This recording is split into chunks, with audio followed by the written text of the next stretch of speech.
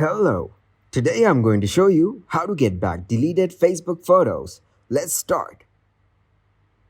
To start the process, open your Facebook application on your mobile device. Here, tap on Menu on your bottom right corner. Now tap on Settings and Privacy. Then tap on Settings. Now scroll down and tap on Access Your Information. Here tap on Request a Download.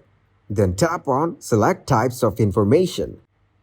Now select the option of Messages, Post, and Stories. After that, tap on Next. Here tap on Data Range.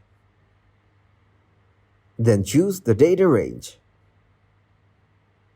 Tap on Save. After that, tap on Submit Request.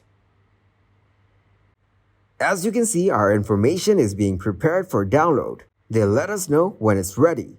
After that, tap on Notifications. Now open that notification which they have sent you. Here, tap on Download. Now enter your password. Here, tap on Download.